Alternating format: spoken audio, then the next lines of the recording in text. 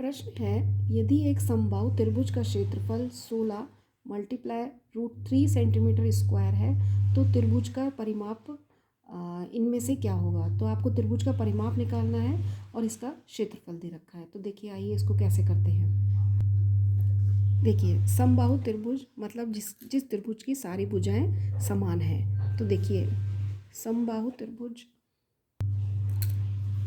जी, तो समबाहु त्रिभुज होता है जिसकी सारी भुजाएं समान हो। मतलब एक ऐसा त्रिभुज जिसकी सारी भुजाएं सेम लंबाई की हों। यदि हम इन लंबाइयों को a मान लें तो सारी भुजाएं एक जैसी हैं, इसका मतलब समबाहु त्रिभुज की तीनों भुजाएं जो होती हैं वो समान होती हैं। और समबाहु त्रिभुज का जो क्षेत्रफल होता है उसका फॉर्मूला होता है √3/4 एंड a²। अब देखिए,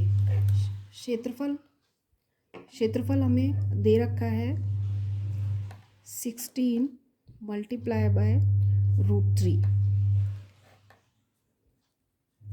ये हमें इसका क्षेत्रफल है, ये फॉर्मूला है और क्षेत्रफल हमें दे रखा है जो कि हमने यहाँ लिख दिया है। अब इसको जब हम सिंप्लीफाई करेंगे तो √3 से √3 कैंसिल हो जाएगा और आएगा a² = 16 मल्टीप्लाई बाय 4। तो देखिए, 16 4 जा होता है 64 और 64 को हम लिख सकते हैं 8 मल्टीप्लाई बाय 8। तो 8 8 जा 64 होता है, इसको ऐसे लिख सकते हैं। तो और a को हम लिख सकते हैं a multiply by a = 8 multiply by 8। तो हमारा a की जो वैल्यू रहती है वो आ गई हमारी 8 सेंटीमीटर। तो देखिए, ये समबाहु त्रिभुज की जो है एक भुजा आ गई है और ये सारी भुजाएं जो है समान हैं। तो एक ये ऐसा त्रिभुज है जिसकी सारी भुजाएं जो है वो 8 सेंटीमीटर है।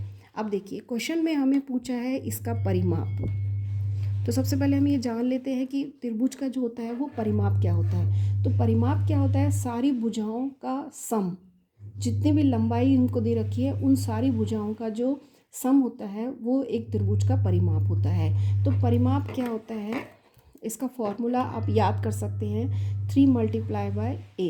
मतलब a एक भुजा है और उसको यदि हम 3 बार मल्टीप्लाई कर लेंगे, मतलब 3 बार इसको जोड़ लेंगे, इसका एडिशन कर लेंगे तो ये हमारे पास परिमाप आ जाएगा। तो देखिए, ये 3 मल्टीप्लाई a की जगह 8 लिखेंगे तो ये आ जाएगा हमारा 24 सेंटीमीटर। ठीक है, तो परिमाप हमारा आ गया 24 सेंटीमीटर जो कि हमारा है B। तो आंसर हमारा हो गया B। अब देखिए, परिमाप क्या होता है कि तीनों भुजाओं का जो सम होता है, तीनों भुजाओं का यदि हम, जैसे ये 8 यदि हम लिखें, इसका भी 8 है, इसका भी 8 है।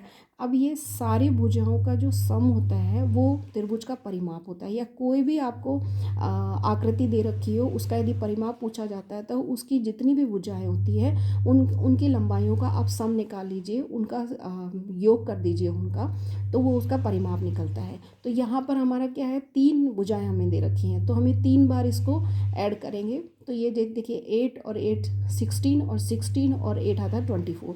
तो परिमाप आप ऐसे जल्दी भी निकाल सकते हो और यदि आपको फॉर्मूला याद रखना है तो आप इस तरीके से निकाल सकते हो। आंसर हमारा हो गया B।